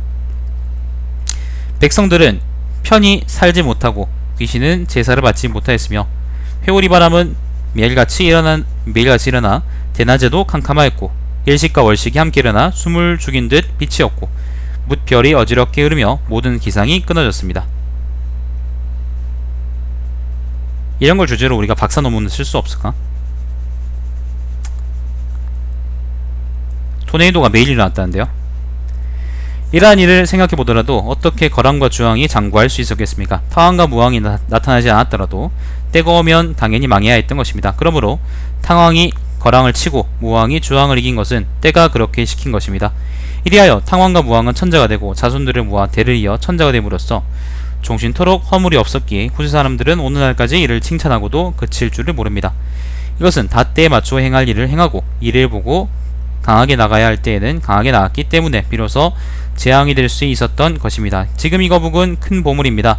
성인의 사자로서 뜻을 현왕에게 전하려 온 것입니다. 거북이 손발을 쓰지 않아도 우레와 번개가 거북을 후리하고 비바람과 강물이 거북을 전송한 것입니다. 후왕에게 덕이 있으면 이 거북을 받을 자격이 있는 것입니다. 지금 대왕께서는 덕을 지니고 계시니 이 보물을 받아 마땅한데도 굳이 받지 않으려 하시니 걱정됩니다. 대왕께서 이를 놓아보내시면 송나라는 반드시 허물이 생길 것입니다. 뒤에 후회를 하셔도 그때는 이미 어쩌지 못할 것입니다. 지금 같은 이야기를 거의 한 10쪽 정도 하고 있는 것 같은데 좀 빡친다 알고 있으니까. 원왕은 이에 크게 기뻐하였다. 이리하여 원왕은 하늘이 내리신 물건에 대해 태양을 향히 감사하고 2번 절하며 거북을 받은 다음 날을 가려서 목욕제게 하였다. 갑을일이 가장 좋은 날이었으므로 그냥 어떤 날이 그날에 흰 꿩과 검은 양을 잡아 그 피를 거북이에 들이붓고 제단 위에서 칼을 휘둘러 거북의 뚜껑을 벗겨나갔다. 거북의 몸에는 긁힌 상처 하나 입히지 않고 벗겨내어 포와 술을 그 창자에 채워 경위를 부하였다. 귀갑은 가시나무 가지로 태워 이것으로 점을 치고자 하면 그 위에는 반드시 틀이 나타났다. 즉 불로 구운 거북의 등에 갈라진 줄이 떠오르고 그것이 서로 엇갈려 무늬를 나타내는 것이다. 복공에게 이를 점치게 하면 말하는 것이 모두가 적중하였다. 그래서 귀갑을 나라의 귀한 보물로 간직하였는데 그 평판은 가까운 이웃 나라에도 알려졌다. 또 소를 죽여 그 가죽을 벗겨 정나라에서 나는 오동나무에 씌어 군고를 만들면 초목이 각각 흩어져 무장한 군대로 번식하였고 그리하여 싸워 이기고 쳐서 취하는 데는 원왕을 따른 사람이 없었다. 원왕 때 위평은 송나라 재상이 되었다. 송나라가 그 무렵 가장 강화했던 것은 거북의 힘에 의한 것이었다. 그러므로 누군가 이렇게 말하였다. 거북은 대단히 신령해서 원왕에게 현몽할 수 있을 정도였지만 자신은 어부의 바구니에서 나오지 못하였다. 10번 말해서 하나하나 적중시킬 수 있었으나 사자로서의 명령을 황하신에게 전하고 돌아가 장강신에게 복명할 수는 없었다. 대단히 현명하여 사람을 잘 가르쳐 싸우면 이기고 치면 취할 수 있게 하였지만 자기 몸을 칼날에서 벗어나 뚜껑이 벗기는 화로로부터 면하게 할 수는 없었다. 이건 장자에 나오는 말인데 대단히 성지로워서 그러니까 성스럽고 지혜로워서 용케 자기의 비위를 미리 알고 재빨리 왕의 꿈에 나타나기나 했으나 자기의 위기를 미리 알고 재빨리 왕의 꿈에 나타나기나 했으나 위평의 입을 막을 수는 없었다. 100번 말에 100번을 다 마셨으니 그의 몸은 잡히고 말았다. 만난 시운이 불리하면 지 아무리 현명해도 그 현명함을 활용하지는 못한다. 현이는 항상 어질지만 선비도 가끔 어질 수 있다. 그러므로 맑은 눈에도 보이지 않는 것이 있고 밝은 귀에도 들리지 않는 것이 있는 법이다. 사람은 아무리 현명해도 왼손으로 네모를 그리고 동시에 오른손으로 동그라미를 그리지 못하며 저 밝은 해와 달도 때로는 뜬구름에 덮이는 수가 있다. 얘는 활을 잘 쏘기로 이름이 높았으나 웅거와 복문에게는 미치지 못하였다. 전부 사람 이름인가 봅니다. 우임금은 변지로서 유명하였지만 변지라는 건 이제 뭔가를 분별해내는 어떤 지식, 사리분별이라고 얘기하죠. 귀신을 이기지는 못하였다. 지축이 부러지는 바람에 석가래가 엎어져 하늘도 동남쪽으로 기우는데 하물며 사람에게 어찌 완전하려고 꾸짖을 수 있겠는가. 공자는 이것을 듣고 말하였다. 신귀는 기륭을 알고 있으나 그 뼈는 그저 헛되이 말려질 뿐이다. 해는 덕의 상징으로서 천하에 군림하고 있으나 세발세에 욕된 고를 당하고 있다. 이거는 뭔지 모르겠네.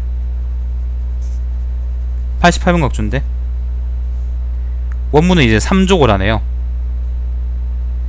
신화전설에 의하면 태양에 세 발 달린 새가 살았다고 전해진다 라고 하네. 달은 형의 상징으로서 덕인 해를 보좌하고 있으나 형이라는 건 형벌령 두꺼비에게 먹히어 월식이 된다. 호랑이를 꼼짝 못하게 한 고슴도치는 까치에게 욕을 당한다. 등사가 신명하긴 하나 등사라는 건 뱀이요 뱀. 지네에게는 위협을 당한다. 대나무는 밖은 마디가 있고 겉이 있으나 속은 텅 비어있을 뿐이다. 소나무와 잣나무는 모든 나무의 으뜸이지만 베어져 문을 만드는 제목이 된다. 일진이 완전하지 못하기 때문에 고와 허에 나쁜 날이 생긴다. 황금에도 흠이 생기는 수가 있고 백옥에도 티가 있는 날이 있다. 일에는 빨리 행해야 할 경우와 서서히 행해야 할 경우가 있다. 모든 사물에는 그 사물의 결점에 구속되는 경우와 그 사물의 장점에 의지되는 경우가 있다. 그물론을 조민하게 해야 할 경우와 엉성하게 해야 할 경우가 있다. 마찬가지로 사람에게는 잘하는 점도 있고 못하는 점도 있다. 어떻게 한결같이 적당히 할 수 있겠으며 사물 또한 완전할 수 있겠느냐. 하늘도 오히려 완전하지 못하다. 그러므로 세상에서 집을 지을 때에는 기와를 석장 모자라게 이어 하늘에 완전하지 못한 것에 맞추는 것이다. 천하에는 온갖 계급이 있고 물질은 불완전한 채로 생성하는 것이다. 저선생은 말하였다. 고기잡이가 그물을 들어 신기를 잡자 거북은 스스로 송원왕에게 현몽하였다. 원왕은 박사 위평을 불러 꿈에 본 거북의 모양을 알렸다. 위평은 말뚝을 박아 해와 달의 위치를 정하고 형과 도에 의해 방위를 바로잡아 기륭을 판단한 다음 물관의 빛깔로서 거북이라는 것을 알았다. 위평은 왕을 달래어 신기를 붙들어도 나라의 중한 보물로 삼게 하였으니 이는 장한 일이다. 옛날에 복설행할 경우에 반드시 거북을 일컫게 하는 것은 그 이름이 전해리오는 바가 오래되었기 때문이다. 그 전하는 바는 다음과 같다. 3월, 2월, 정월, 12월, 11월 중앙은 닫혀지고 안은 높고 밖은 낮다. 4월 머리는 쳐들고 다리는 벌려 수렴의 형상이 일어난다. 5월 횡길 머리를 숙인 큰 형상. 6월, 7월, 8월, 9월, 10월. 이게 무슨 말이지? 1월 위로 점을 칠 때 거북의 배 아래에 있는 12개의 흑점을 12월로 한다. 왼쪽에서부터 오른쪽으로 순서에 따라 3월, 2월, 정월에서 12월까지 일주기로 한다. 어느 한 점 부근에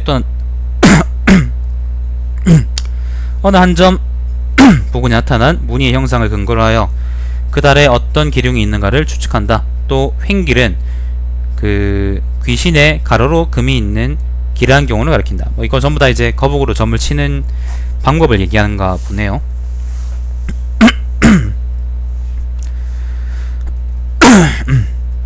점을 치는데 금기사항은 다음과 같은 규정이 있다. 자시, 해시, 술시에는 점을 쳐서는 안된다. 자시라는 건 이제 11시에서 12시, 1시를 의미하고 나머지는 그냥 자축이며 진사오며 신유술에 이렇게 쭉 돌려보면 됩니다. 아니네. 자시, 해시, 술시니까 11시, 9시, 7시부터 새벽 1시까지네. 그러니까 오후 7시부터 1시까지 이렇게는 점 치면 안된대요. 무릇 거북을 죽이되 만일 한낮에 그것을 먹고 저물녘에 점을 치면 점괘가 맞지 않다. 경신일은 거북을 죽이는데 좋고 거북이 껍데기를 벗겨 얇게 하는데 좋다. 항상 초하루에 귀갑을 시켜 깨끗이 한다. 먼저 맑은 물로 귀갑을 씻고 계란으로 문질러 상스럽지 않은 것을 없앤다. 그리고 나서 귀갑을 손에 들고 구워 점을 치는 것인데 이것이 원칙인 것 같다.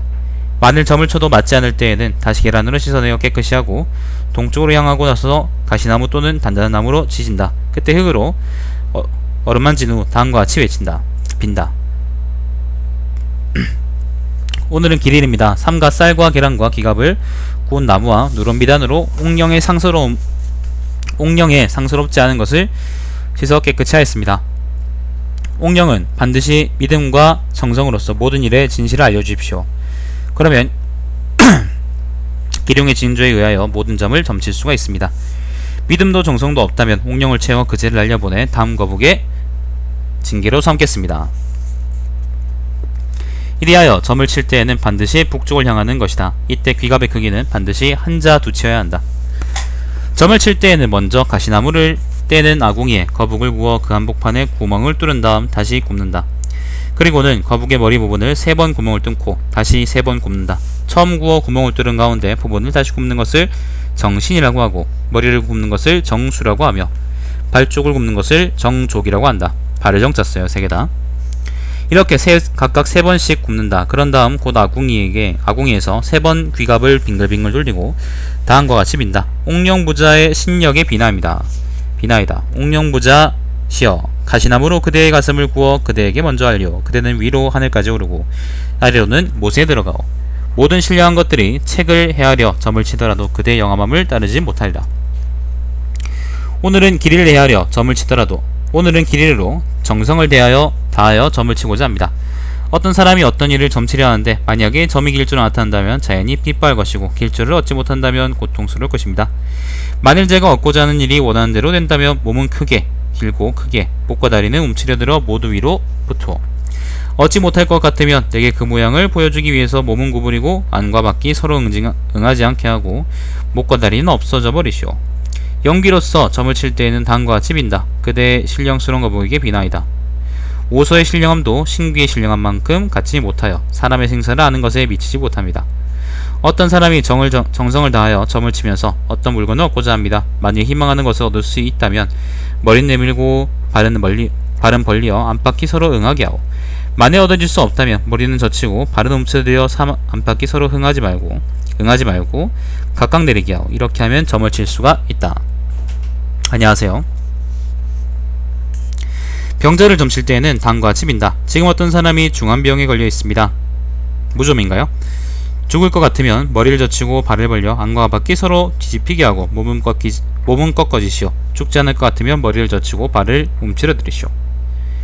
병자가 귀신이셨는지를 점칠 때에는 다음과 같이 빈다. 지금 이 병자가 귀신이 씌었거들랑 징조를 보이지 마시오. 귀신이 씌이지 않았으면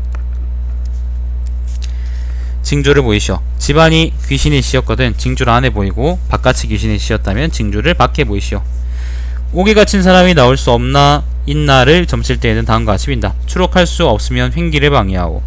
추록할 수 있으면 발을 벌려 머리를 쳐들어 징조를 밖으로 보이시오. 재물을 구해서 그것이 얻어질까 어떨까를 점칠 때에는 다음과 같이 빈다. 얻어질 수 있으면 머리를 들고 발을 벌려 안팎이 서로 응하게 하고 만약 얻어질 수 없다면 징조를 보여 머리를 들고 발을 움츠리시오. 난 로또에 내본 적 없어요.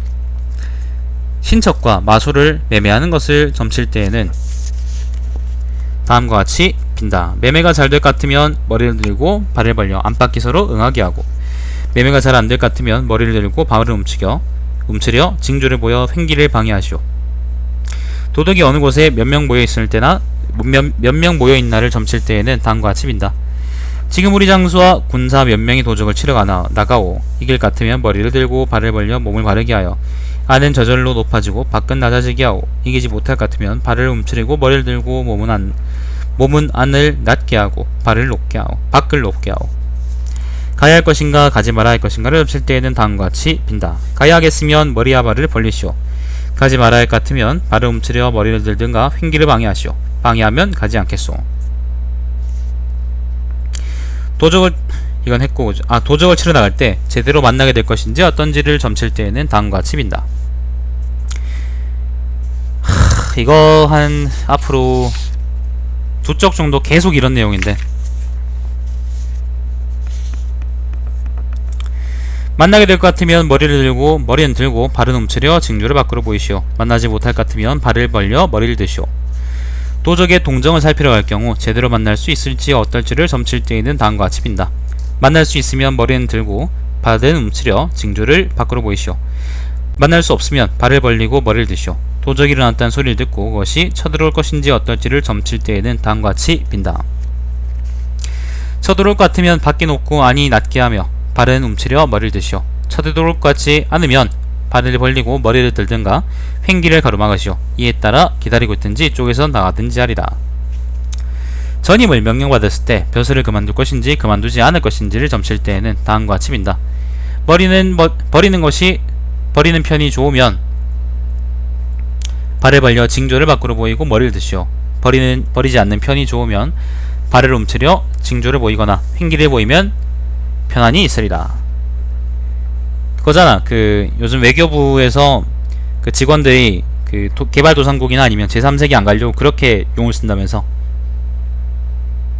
그러니까 좋은 데 갔다가 이제 발령이 그렇게 계속 돌거든요. 뺑뺑이 돌거든. 그래서 뺑뺑이 돌 때쯤 되면 이제 그냥 퇴사해버린다고 그러더라고. 관직이 있는 것이 아직 좋은가 좋지 않은가를 점칠 때에는 다음과 같이 빈다. 좋으면 징조를 보여 몸을 바르게 하든지 횡기를 나타내시오. 좋지 않으면 몸을 구부리고 머리를 들어 발을 벌리시오. 집에 있는 것이 좋으냐 좋지 못하냐를 점칠 때에는 다음과 같이 빈다.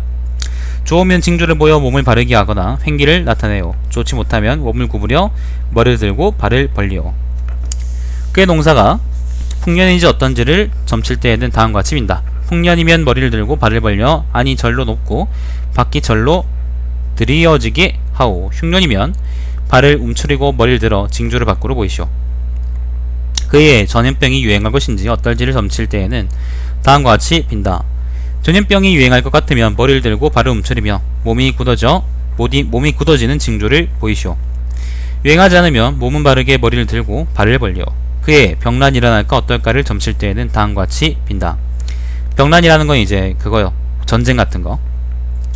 병란이 일어나지 않을 것 같으면 징조를 보이거나 횡기를 나타내요. 병란이 일어날 것 같으면 머리를 들고 발을 벌려 몸이 밖으로 굳어지게 해주어. 귀인을 보는 것이 좋은가 좋지 않은가를 점칠 때에는 다음과 같이 빈다. 좋으면 발을 벌려 머리를 들고 몸은 바로 하여 안이 절로 높게 하오. 놓지 못하면 머리를 들고 몸을 꺾고 발을 움츠려 밖에서부터 안으로 함몰되어 텅 빈 점괘의 형상을 보이시오. 남에게 부탁할 것이 있을 경우 그것이 잘 될지 어떨지를 점칠 때에는 다음과 같이 빈다. 잘 될 것 같으면 머리를 들고 발은 벌려 안은 절로 높아지게 하오. 잘 안 될 것 같으면 머리를 들고 발을 움츠려 징조를 밖으로 보이시오. 도망간 사람이 뒤를 밟아 잡을 수 있을지 어떨지를 점칠 때는 다음과 같이 빈다. 잡을 수 있으면 머리를 들고 발을 움츠려 안팎이 응하게 하오. 잡을 수 없으면 머리를 들고 발을 벌리거나 횡기를 나타내요. 고기잡이나 사냥을 나갈 때 얻는 것이 있을지 없을지를 점칠 때에는 다음과 같이 빈다. 잡는 것이 있으면 머리를 들고 발을 벌려 안팎이 응하게 하오. 없으면 발을 움츠리고 머리를 쳐들거나 횡기를 나타내요. 나가서 도적을 만나게 될까 어떨까를 점칠 때에는 다음과 같이 한다. 도적을 만나게 되면 머리를 들고 발을 벌려 몸을 꺾되 밖이 높고 안이 낮게 하오. 만나지 않을 것 같으면 징조를 보이시오. 비가 올까 안 올까를 점칠 때에는 다음과 같이 빈다. 비가 오면 기상청에 체육대회가 열리게 해주십시오. 비가 오지 않으면 체육대회가 열리지 않게 해주십시오. 94년도인가 그랬다 그러지. 비가 오면 머리를 들어서 징조를 밖으로 보이되 밖이 높고 안이 낮게 하오. 오지 않으면 머리를 들고 발을 벌리거나 횡기를 나타내요. 도대체 얼마나 세세한 것들에 대해서 점을 보는 거야. 명에 말한다. 명이라는 거는 이제 징조를 보고 판단하는 말입니다. 횡길이 나타나게 되면 병을 점쳤을 때는 중한 병자라도 그날은 죽지 않는다. 중환자가 아니면 점친 날에 쾌히 낫고 죽지 않는다. 옥에 갇힌 사람 중 중주인은 나오지 못한다. 경범죄 죄인은 추록하나 그날을 지나게 되면 나오지 못하지만 오래 옥에 갇혀 있어도 상하는 일은 없다. 재물을 구하고 신척과 미소를 사는 데는 그날 중이라면 원만이 되지만 그날을 넘기면 원만이 되지 않는다. 가야 할 것인지 가지 말아야 할 것인지라면 가지 말아야 한다. 올 것인가 어떨진가라면 온다. 그러나 밥 먹을 때가 지나도 오지 않는다는 사람은 오지 않는다. 도적을 치러 나갈 것인지 어떨 것인지라면 가지 말아야 한다. 가더라도 도적을 만나지는 못한다. 도적이 나왔다고 해도 쳐들어오지 않는다. 전임을 할 것인지 어떨 것인지라면 전임하지 않는다. 관직이 있고 집에 있는 것은 모두가 좋다. 농사는 풍년이 아니다. 전염병은 유행하지 않는다. 이 해안에 병란은 일어나지 않는다. 사람을 찾아볼 것인가 말 것인가라면 찾아갈 것이다. 찾아갈 일이다. 찾아가지 않으면 기쁜 일은 없다. 남에게 부탁하는 것은 가서 부탁하지 않으면 잘 되지 않는다. 도망간 사람은 뒤를 밟아도 잡을 수가 없고 고기잡이나 사냥을 나가도 수확은 없다. 나가도 도적은 만나지 않는다. 비가 올지 오지 않을지는 오지 않는다. 갤지 개지 않을지는 개지 않는다. 앞에 걸 또 한번 또 정리하고 있구나. 명예 말한다. 정조가 보이거나 정조가 나타나면 병자는 죽지 않는다. 감옥에 간 자는 석방될 수 있다. 밖으로 외출할 수 있다. 올 사람은 온다. 사고 싶은 것은 살 수 있다. 도망자를 쫓는 사람은 잡아들일 수 있지만 하루가 지나면 잡아들일 수 없다. 점을 치고자 하는 사람이 올 것인지 아닐지는 오지 않을 것이다. 명예 말한다. 주철인 경우, 이건 점괘인가 보네. 병을 점쳤을 때는 죽지 않는다. 옥이 갇혔을 때는 옥에서 나온다. 가야 할지 어떨지는 가야 한다. 올지 어떨지는 온다. 물건을 사는 것은 잘 되지 않는다. 걱정이 있는 사람은 걱정 안 해도 된다. 도망간 사람은 뒤를 밟아도 잡지 못한다. 명예 말한다. 머리를 쳐들고 발을 움츠리고 안으로 변화가 있고 밖으로 변화가 없는 경우 병을 점치면 무거운 병이라도 죽지 않는다. 옥에 갇힌 사람은 석방된다. 재물을 구하고 신척과 마소를 사는 사람은 잘 되지 않는다. 가야 할지 어떨지는 가는 것이 좋다고 들었더라도 가지 말 일이다. 올지 어떨지는 오지 않는다. 도적이 일어났다고 들더라도 쳐들어오지 않는다. 전임을 할 것인지 어떨지는 전임한다는 소문이 나도 전임하지 않는다. 관직에서 나아가 있으면 걱정된 일이 있다. 관직에 나아가 있으면 걱정된 일이 있다. 집에 있으면 재난이 많다. 이해의 동사는 중간 정도 된다. 전염병은 유행한다. 3제네요. 이해 안에 병란이 일어난다. 그러나 공격을 당한다는 소문이 있어도 공격당하지 않는다. 귀인을 만나는 것이 좋다. 가도 시원한 대답을 얻지 못한다. 도망간 사람은 쫓아가도 잡지 못한다. 고기잡이나 사냥을 해도 잡는 것이 없다. 외출을 해도 도적은 만나지 않는다. 비가 올지 안 올지는 전혀 오지 않는다. 갤지 안 갤지는 개지 않는다. 원래 귀갑에 나타나는 자형은 모두 수엄으로 되어 있다. 엄이라는 것은 우러러본다는 의미다. 그러므로 머리를 쳐들고 라고 정해져 있는 것이다. 이것은 사기이다. 사사로운 기록이다. 명예 말한다. 머리를 들고 발을 움츠리고 안으로 변화가 있고 밖으로 변화가 없을 경우 병을 점치면 중병이라도 죽지 않는다. 옥에 갇혀있는 사람은 나오지 못한다. 재물을 구하고 신첩을 사는 것은 잘 되지 않는다. 가야 할지 어떨지는 가지 말아야 할 일이다. 올지 안 올지는 오지 않는다. 도적을 치러 나가도 도적들을 만나지 못한다. 도적이 쳐들어온다고 들어도 마음속으로만 놀랄 뿐 쳐들어오지 않는다. 전임될지 안 될지는 전임되지 않는다. 관직에 있고 집에 가는 것은 좋다. 이해 동사는 흉작이다. 전염병은 크게 유행한다. 이해 안에 병란은 일어나지 않는다. 귀인을 만나는 것은 좋다. 부탁하는 일은 해도 잘 되지 않는다. 도망간 사람은 쫓아도 잡지 못한다. 재물을 잃으면 찾지 못한다. 고기를 잡고 사냥을 해도 얻는 것은 없다. 나가도 도적은 만나지 않는다. 비가 올지 안 올지는 오지 않는다. 갤지 안 갤지는 개지 않는다. 나쁘다.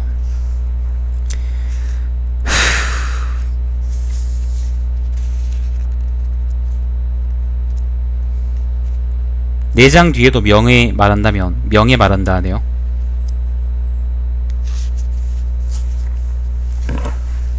세상에 내가 저번에 편작 창공열전 이후로 이렇게 토할 것 같은 열전이 또 나올 줄이야.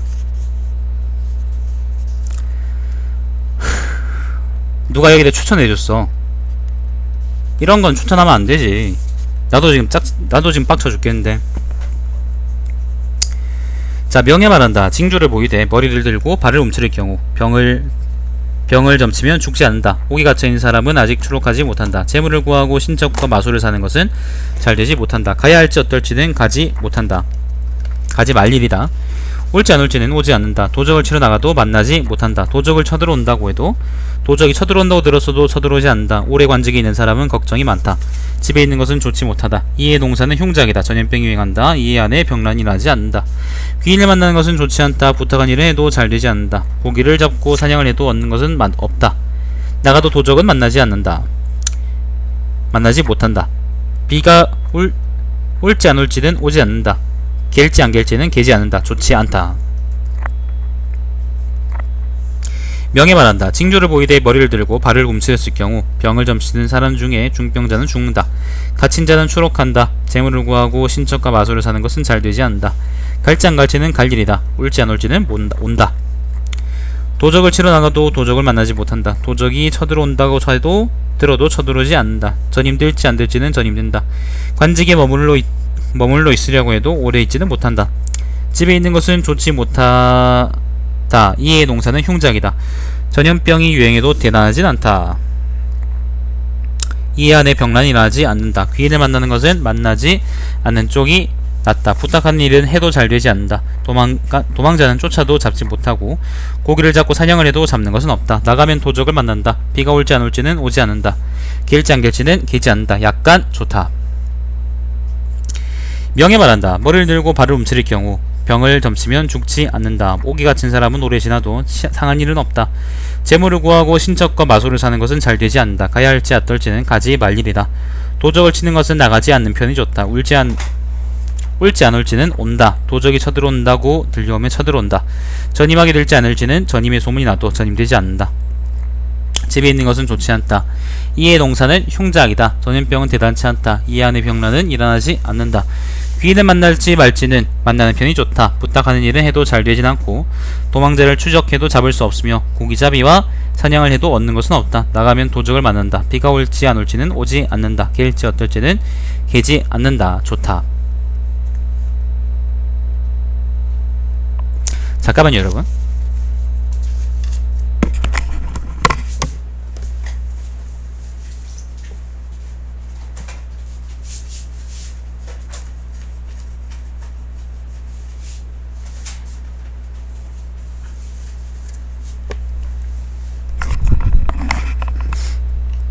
너무 더워가지고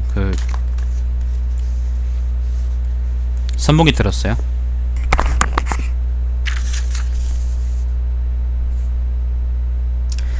내가 어디까지 읽었는지도 모르겠네. 명예 말한다. 머리를 들고 발을 벌리고 안으로 변화가 있을 경우 병자를 점치면 죽는다. 오기 갇힌 사람은 추록한다. 재물을 구하고 신척과 마소를 사는 사람은 잘되지 않는다. 가야 할지 어떨지는 갈 일이다. 올지 어떨지는 온다. 도적을 치는 것은 나가도 도적을 만나지 못한다. 도적이 쳐들어온다고 들려와도 쳐들어오진 않는다. 전임될지 어떨지는 전임된다. 간직에 머물러 있으려고 해도 오래 가지 못한다. 집에 있는 것은 좋지 못하다. 이의 동사는 풍작이다. 전염병이 유행해도 대단치 않다. 이 안에 병란이 일어나지 않는다. 귀인을 만나는 것은 좋지 않다. 부탁하는 일은 해도 잘 되지 않는다. 도망간 사람을 쫓아도 잡지 못한다. 고기를 잡고 사냥을 해도 얻는 것은 없다. 나가도 도적을 만나지 않는다. 비는 갠다. 개면 조금 좋고 개지 않으면 더 좋다. 명예 말한다. 횡길로서 안팎의 징조가 절로 높은 경우 병자를 점치게 되면 쾌히 낫지 못하고 죽는다. 오기 갇힌 사람은 무죄가 판명되어 추록한다. 재물을 구하고 신척과 마소를 사는 사람은 그것은 잘 된다. 가야 할지 어떨지는 갈 일이다. 올지 안 올지는 온다. 도적을 치면 서로 힘이 비슷하다. 도적이 쳐들어온다는 소문이 들리면 쳐들어온다. 전임될지 어떨지는 전임된다. 집에 있는 것은 좋다. 이의 동사는 풍작이다. 전염병은 유행하지 않는다. 이 안에 병난이 일어나지 않는다. 귀인을 만나고 부탁을 하고 도망자를 뒤쫓고 고기 잡고 사냥하는 것은 모두가 잘 되지 않는다. 나가면 도적을 만난다. 비가 올지 안 올지는 온다. 갤지 어떨지는 갠다. 아주 좋다. 명예 말한다. 횡길로서 안팎의 징조가 절로 길할 경우 병을 점치면 병자는 죽는다. 오기 갇힌 사람은 추록하지 못한다. 재물을 구하고 신척과 마소를 사고 도망자를 뒤쫓고 고기 잡고 사냥하는 것은 모두 잘 되지 않는다. 갈 것인지 안 갈 것인지는 가면 돌아오지 않는다. 전임할지 안 할지는 전임하게 된다. 관직이 머물러 있으면 걱정되는 일이 있다. 집에 있거나 귀인을 만나거나 부탁을 하는 일은 모두가 좋지 못하다. 이의 농사는 흉작이다. 전염병 유행한다. 이에 안의 병란은 일어나지 않는다. 나가도 도적을 만나지 않는다. 비가 올지 안 올지는 오지 않는다. 개일지 안 개일지는 개지 않는다. 좋지 못하다. 명예 말한다. 어인일 경우, 어인도 뭐 이제 물고기 어에다가 사람 인자인데 아마 이것도 뭐 징조의 이름인 것 같은데 근데 뭔진 잘 모르겠답니다. 각주에 그렇게 나와 있네요. 어인일 경우 병자를 점치면 중병자도 죽지 않는다. 오기 갇힌 사람은 추록한다. 재물을 구하고 신척과 마소를 사고 도적을 치고 부탁을 하고 도망간 사람을 뒤쫓고 고기 잡고 사냥하는 것은 모두 잘 되지 않는다. 가야 할지 어떨지는 갈 일이다. 올지 안 올지는 온다. 도적이 쳐들어온다고 들어도 쳐들어오지 않는다. 전임할지 어떨지는 전임하지 않는다. 집에 있는 것은 좋다. 이의 농사는 흉작이다. 전염병이 유행한다. 이 안에 병란이 일어나지 않는다. 귀인을 만나는 것은 좋다. 나가도 도적을 만나지 않는다. 비가 올지 어떨지는 오지 않는다. 개일지 어떨지는 개지 않는다. 좋다.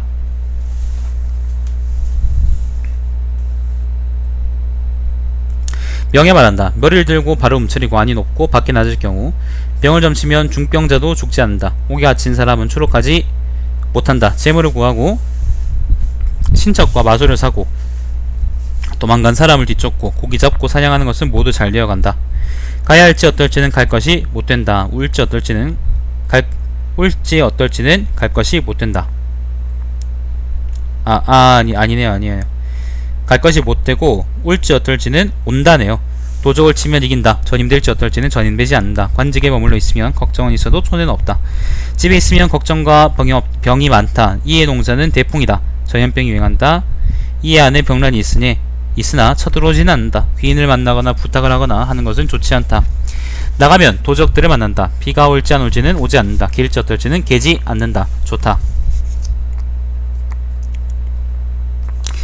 명예 말한다. 횡기로서 위로 앙이 있고 아래로서 기둥이 있을 경우 병은 오래 끓어도 죽지 않는다. 옥에 갇힌 사람은 나오지 못한다. 재물을 구하고 심척과 마소를 사고 도망자를 추적하고 고기 잡고 사냥하는 것은 모두 잘 되지 않는다. 가야 할지 어떨지는 가지 않는다. 도적을 치는 것은 나가지 않는 편이 좋다. 나가도 만나지 못한다. 도적이 쳐들어온다고 달려나와도 쳐들어오지 않는다. 오는다. 도적이 쳐들어온다고 들려와도 쳐들어오지 않는다. 전임할지 어떨지는 전임하지 않는다. 집에 있거나 귀인을 만나거나 하는 것은 좋다. 이의 농사는 대풍이다. 전염병이 유행한다. 이 안에 병란이 일어나지 않는다. 나가도 도적들을 만나지는 않는다. 비가 올지 안 올지는 보지 않는다. 개일지 어떨지는 개지 않는다. 아주 좋다. 명예 말한다. 횡기로서 유황의 경우, 유황이라는 것도 아마 점괘 이름이겠죠. 병을 점치면 죽지 않는다. 오기 갇힌 사람은 추록하지 못한다. 재물을 구하고 신척과 마소를 사는 것은 나가보아도 여의치 못하다. 가야 할지 어떨지는 가지 말 일이다. 올지 어떨지는 오지 않는다. 도적들을 치는 것은 나가지 않는 편이 좋다. 나가도 만나지 못한다. 도적이 쳐들어온다고 들려와도 쳐들어오지 않는다. 전임될지 어떨지는 전임되지 않는다. 관직에 머물러 있거나 집에 전염병이 유행하나 병란이 일어나지 않는다. 부탁을 하거나 도망자를 추적하거나 하는 것은 여의치 못하다. 고기 잡고 사냥하는 것은 나가도 얻는 것이 없고 잘 되지 않는다. 나가도 도적들을 만나지 않는다. 비가 올지 안 올지는 온다. 개일지 어떨지는 개지 않는다. 조금 좋다. 명예 말한다. 횡기로서 아래에 기둥이 있을 경우 병을 점치면 중병이라도 쾌히 낫고 죽지 않는다. 오기 갇힌 사람은 추록한다. 재물을 구하고 신척과 마소를 사고 부탁을 하고 도망자를 뒤쫓고 고기 잡고 사냥하는 것은 모두 여의치 못하다. 가야 할지 어떨지는 가야 한다. 올지 어떨지는 안 온다. 도적을 치러 나가도 만나지 못한다. 도적이 온다는 소문이 들리면 쳐들어온다. 잡일을 하거나 관직에 머물러 있거나 하는 것은 좋으나 오래가지 못한다. 집에 있는 것은 좋지 못하다. 이의 농사는 흉작이다. 전염병은 유행하지 않는다. 이 안에 병란이 일어나지 않는다. 귀인을 만나는 것은 좋다. 나가도 도적은 만나지 않는다. 비가 올지 안 올지는 어떨지는 오지 않는다. 개일지 어떨지는 갠다. 조금 좋다. 명예 말한다. 채소의 경우, 채소라는 것도 제소랍니다. 제소라는 것도 점괘 이름이겠죠. 병을 점치면 모두 다 죽지 않는다. 오기 갇힌 사람은 추록한다. 재물을 구하고 신척과 마소를 사고 부탁을 하고 도망자를 추적하고 고기 잡고 사냥하는 것은 모두 가능하게 된다. 가야 할지 어떨지는 가야 한다. 올지 어떨지는 온다. 도적을 치는 경우 마주치기는 되나 싸움에까지 이르지 않는다. 도적이 쳐들어온다고 들리면 쳐들어온다. 전임될지 어떨지는 전임된다. 집에 있으면 걱정이 있다. 귀인을 만나는 것은 좋다. 이의 동사는 풍작이다. 전염병은 유행하지 않는다. 이에 안에 병란이 일어나지 않는다. 나가도 도적을 만나지 않는다. 비가 올지 어떨지는 오지 않는다. 길지 어떨지는 갠다. 좋다. 명예 말한다. 토할건데 정말 근격의 경우 병자를 점치면 죽지 않는다. 오기 같은 사람은 오래되어도 해가 없다. 재물을 구하고 신척과 마소를 사고 부탁을 하고 도망자를 쫓고 고기 잡고 사냥하는 것은 모두 여의치 못하다. 가야 할지 어떨지는 가지 말지니라. 올지 어떨지는 오지 않는다. 도적을 치는 것은 나가도 싸움에는 이르지 않는다. 도적이 쳐들어온다고 들려도 쳐들어오지 않는다. 전임할지 어떨지는 전임하지 않는다. 집에 있는 것이 좋다. 이의 동사는 보통은 된다. 전염병이 유행하나 죽는 사람은 없다. 귀인을 만나려고 해도 만날 수 없다. 나가도 도적을 만나지 않는다. 비가 올지 안 올지는 오지 않는다. 아주 좋다. 듣고 있는 사람이 있어요. 아무도 안 듣겠지. 명예 말한다. 나다도 안 듣겠다. 머리가 들리고 발을 움츠려 밖이 높고 안이 낮을 경우 걱정 있는 사람은 점치면 해가 없다. 가야 할지 어떨지는 가면 돌아오지 않는다. 오래 앓은 병자는 죽는다. 재물을 구하는 것은 여의치 못하다. 귀인을 만나는 것은 좋다. 명예 말한다. 밖이 높고 안이 낮은 경우 병자를 점치면 죽진 않으나 탈이 붙는다. 매매는 여의치 못하다. 관직에 머물러 있거나 집에 있거나 하는 것은 좋지 못하다. 가야 할지 어떨지는 가지 말 일이다. 올지 어떨지는 오지 않는다. 오기 같은 사람은 오래돼도 해가 없다. 좋다. 명예 말한다. 머리가 들리고 발이 열리며 안팎이 서로 응할 경우 병자를 점치면 회복한다. 오기 같은 사람은 추록한다. 가야 할지 어떨지는 가야 한다. 올지 어떨지는 온다. 재물을 구하는 것은 가능하다. 좋다. 명예 말한다. 징조를 보이되 머리를 들고 발을 벌릴 경우 병을 점치면 심해져서 죽는다.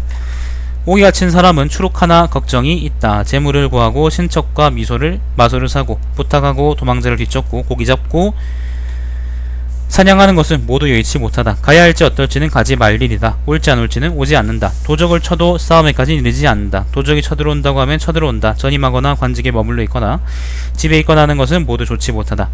이의 농사는 흉작이다. 전염병을 유행하나 죽는 사람은 생기지 않는다.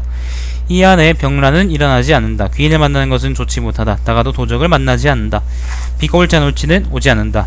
갤지 어떨지는 개지 않는다. 좋지 않다. 명예 말한다. 징조를 보이되 머리를 들고 발을 벌리고 밖이 높고 안이 낮을 경우 병자를 점치면 죽지 않는다. 죽진 않으나 다른 탈이 있다. 오기 같은 사람은 추록하나 걱정이 있다.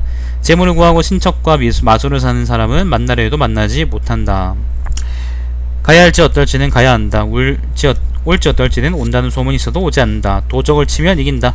도적이 쳐들어온다고 들려와도 쳐들어오지 않는다. 전임하거나 관직이 머물러 있거나 집에 있거나 귀인을 만나거나 하는 것은 모두 좋지 못하다. 이의 동사는 보통은 된다. 전염병이 유행한다. 이에 안에 병란이 일어난다. 부탁을 하거나 도망자를 추적하거나 고기 잡고 사냥하는 것은 모두가 여의치 못하다. 나가면 도적을 만난다. 비가 올지 안 올지는 오지 않는다. 길지 어떨지는 갠다. 나쁘다. 명예 말한다. 머리를 들고 발을 움츠리고 오물고부려 안팎이 서로 응할 경우 병을 점치면 중병이라도 죽지 않는다. 오기 같은 사람은 오래 지나도 추록하지 못한다. 재물을 구하고 신척과 마소를 사고 고기 잡고 사냥하는 것은 모두 여의치 못하다. 가야 할지 말아야 할지는 가지 말 일이다. 올지 어떨지는 오지 않는다. 도적을 치면 이긴다. 도적이 쳐들어온다고 들리면 쳐들어온다. 전임될지 어떨지는 전임되지 않는다. 관직에 머물러 있거나 집에 있거나 하는 것은 좋지 않다. 이의 농사는 흉작이다. 전염병이 유행한다. 이 안에 병란이 있으나 쳐들어오진 않는다. 귀인을 만나면 기쁨이 있다. 부탁을 하거나 도망자를 추적하거나 하는 것은 여의치 못하다. 나가면 도적을 만난다. 나쁘다. 명예 말한다. 내격 매수인 경우 내격 매수도 점괘 이름이겠죠. 외출하고자 하는 사람은 외출하지 않는 것이 좋다. 올 사람은 오지 않는다. 병자는 모두 죽는다. 가물 갇힌 사람은 석방되지 않는다. 재물을 얻고자 하나 얻지 못한다. 사람을 만나려 하나 만날 수가 없다. 아주 좋다. 왜 아주 좋은 거지? 뭐 되는 일이 없는 것 같은데 이상하네요 좀.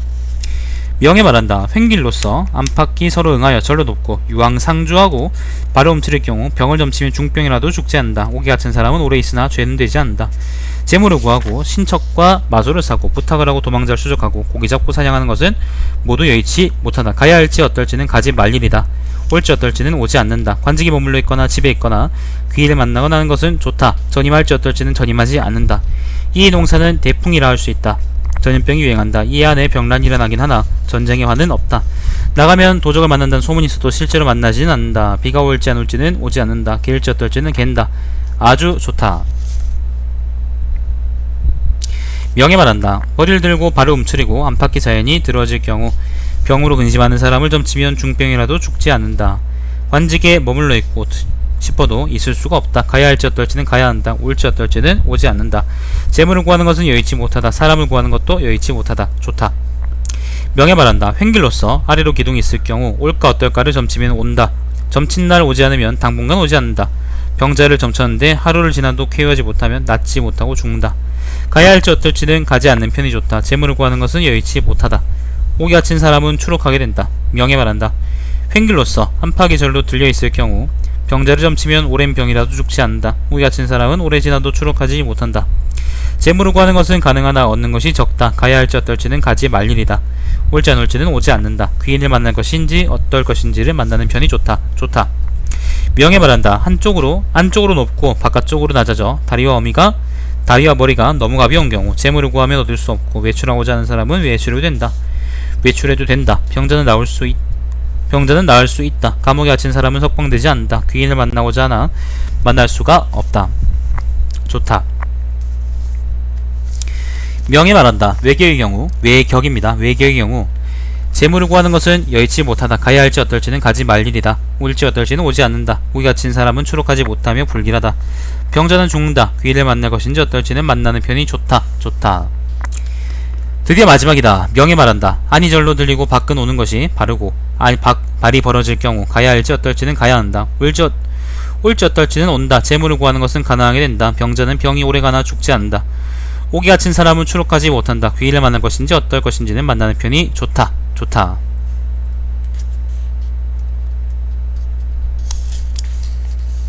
여기까지가 점괘에 대한 해석이고요. 또 있네요. 근데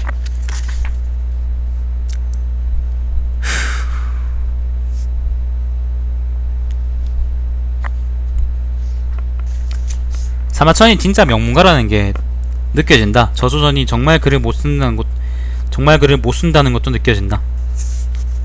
뭐 이렇게 세세하게 전하려고 그랬을까? 이것은 횡길로서 위로 떠받치고 안과 밖이 절로 들리고 발은 움츠려 있다. 구하는 것은 점치면 뜻대로 된다. 병자는 죽지 않는다. 옥에 갇힌 사람은 해를 입는 자는 없으나 있는 일은 없으나 아직 추록하지 못한다. 가야 할지 어떨지는 가지 말 일이다. 올지 어떨지는 오지 않는다. 사람을 만나는 것은 만나지 않는 것이 좋다. 모든 일이 다 좋다. 이것은 횡길로서 위로 떠받치고 안과 밖이 절로 흔들리고 주족은 만들어져 있다. 구하는 것을 점치면 뜻대로 된다. 병자는 거의 죽게 되었어도 병이 낫고 회복된다. 오기 갇힌 사람은 상한 일이 없이 추록한다. 가야 할지 어떨지는 가지 말 일이다. 올지 어떨지는 오지 않는다. 사람을 만나는 것은 만나지 않는 편이 좋다. 모든 일이 다 좋다. 군사를 일으키는 것도 괜찮다. 이것은 정사로서 밖으로 변화가 있다. 구하는 것을 점치면 여의치 못하다. 병자는 죽지 않고 종종 회복된다. 오기 갇힌 사람은 죄가 있으나 말로만 그렇게 운운할 뿐 해는 입지 않는다. 가야 할지 어떨지는 가지 말지이다. 올지 어떨지는 오지 않는다. 이것은 정사로서 안으로 변화가 있다. 구하는 것은 점을 치면 여의치 못하다. 병자는 죽지 않고 종종 회복된다. 오기 갇힌 사람은 죄가 있으나 해를 입고 추록한다. 해를 입지 않고 추록한다. 가야 할지 어떨지는 가지 말 일이다. 올지 어떨지는 오지 않는다. 사람을 만나는 것은 가지 않는 것이 좋다. 이것은 정사로서 안팎은 저절로 들려있다. 구하는 것은 점치면 뜻대로 된다. 병자는 죽지 않는다. 오기 갇힌 사람은 무죄이다. 가야 할지 어떨지는 가야 한다. 올지 어떨지는 온다. 발길이, 매매, 밭갈이, 매매, 고기잡이, 사냥은 모두 뜻대로 된다.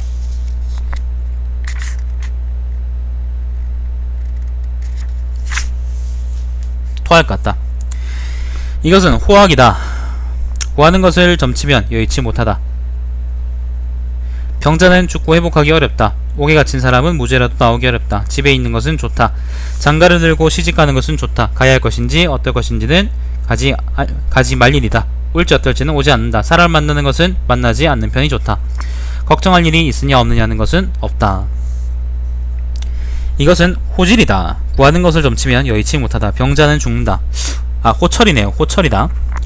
옥에 갇힌 사람은 죄를 받게 된다. 가야 할지 어떨지는 가지 말 일이다. 올지 어떨지는 오지 않는다. 사람을 만나는 것을 만나지 않는 편이 좋다. 할 말이 정해져 있어 핑계는 낼 수가 없다. 모든 일이 다 좋지 않다. 이것은 머리를 숙이고 발을 움츠려 몸이 굽어있다. 구하는 것을 점치면 여의치 못하다. 병자는 죽는다. 오기 갇힌 사람은 유죄로 되고 원망을 듣는다. 간 사람은 오지 않는다. 가야 할지 어떨지는 가야 한다. 올지 어떨지는 오지 않는다. 사람을 만나는 것은 만나지 않는 편이 좋다. 이것은 정이다. 정의 안팎이 서로 저절로 드리워져 있다. 정이 아닙니다. 정의 안팎이 서로 저절로 드리워져 있다. 구하는 것을 점치면 의의치 못하다. 병자는 죽고 회복하기 어렵다. 오기 갇힌 사람은 무죄이나 추록하기 어렵다. 가야 할지 어떨지는 가지 말 일이다. 올지 어떨지는 오지 않는다. 사람을 만나는 것은 만나지 않는 편이 좋다. 좋지 못하다. 이것은 황길로서 유황 머리를 숙이고 있다. 구하는 것을 점치면 여의치 못하다. 병자는 회복하기 어려우나 죽진 않는다. 오기 갇힌 사람은 추록하기 어려우나 해는 입지 않는다. 집으로 돌아올 수 있고 며느리를 맡고 딸을 시집 보내는 것이 좋다.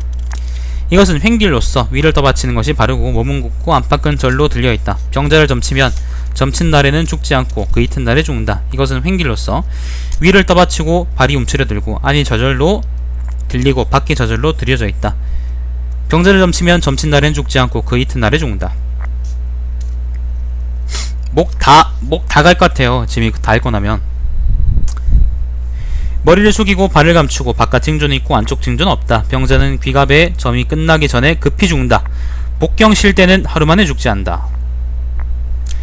머리를 들고 발은 움츠려져 있다. 머리를 들고 발은 움츠려져 있다. 구하는 것을 점치면 여의치 못하다. 오기 갇힌 사람은 유죄로 된다. 그 죄에 대하여 사람들이 운운하는 것은 두려운 일이나 그로 인해 회를 입지 않는다. 가야 할 것인지 어떨 것인지에 대해서는 가서는 안 된다. 사람을 만나는 것은 만나지 않는 편이 좋다. 법론에서 말한다. 법론해서 말한다라는 거는 이제 다 정리하겠다 그런 말이죠. 바깥 징조는 남의 일이고 안쪽 징조는 자기 일이다. 바깥 징조는 여자의 일이고 안쪽 징조는 남자의 일이다. 머리를 숙이고 있는 것은 걱정거리가 있는 것이다. 큰 것은 몸으로 작은 것은 가지로 판단한다. 그 대강은 다음과 같다. 즉 병자에 대해서는 발이 움츠려들면 살고 발이 열리면 죽는다. 오는 사람에 대해서는 발이 열리면 오고 발이 움츠려들면 죽는다. 가는 사람에 대해서는 발이 움츠려들면 가서는 안되고 발이 열리면 가야 한다. 구하는 것에 대해서는 발이 열리면 뜻대로 되고 발이 움츠려들면 여의치 못하다. 오기 갇힌 사람에 대해서는 발이 움츠려들면 추록하지 못하고 발이 열리면 추록한다. 병자를 점쳐서 발이 열렸는데도 죽는 것은 안이 높고 밖이 낮기 때문이다. 까지가 권 128 귀체결전 제68입니다. 토할 것 같네요 정말. 편작 창공열전 이후로 이렇게 내용 없고 이렇게 재미없는 열전은 진짜 처음인 것 같아요. 그러기도 거기다 또 길기는 엄청 길어가지고 한 40쪽 읽은 것 같은데 40쪽 동안 계속 점괘만 읽고 있었어요.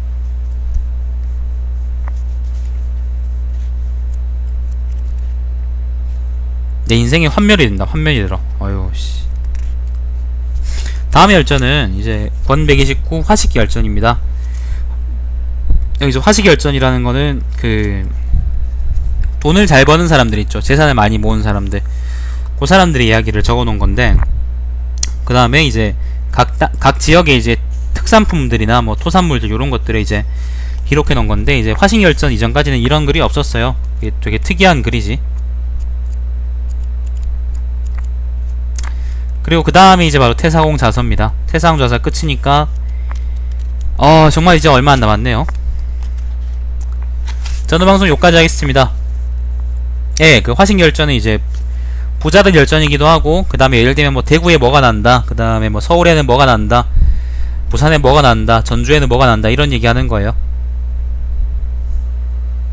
윈이라기보단 그냥 그런 거지. 뭐 빌 게이츠를 이제 빌 게이츠라고 끊어읽든 뭐라 끊어읽든 뭐 어쨌거나 이제 그냥 돈은 모은다는 게 그렇게 천박하지 않은 일이다 라는 걸 얘기해주고 싶었던 모양이에요. 왜냐하면은 유학에서는 돈 모으려고 이제 노력하는 거를 나쁘게 보는 습관이 있으니까. 그 당시에 또 유학이 유행하기도 했고요. 자, 그래서 정말 토할 것 같습니다. 정말 더 못 읽겠어요. 목은 아파 죽겠습니다. 내 목 상태는 좀 점칠 수는 없나 모르겠다. 자, 이걸 방송 종료하고요. 정말 1시간 반 동안 읽었네. 정말 참을성 있게 이거를 끝까지 들어준 여러분께 감사드립니다. 자, 방송 종료하겠습니다. 다음 시간에 또 뵙겠습니다.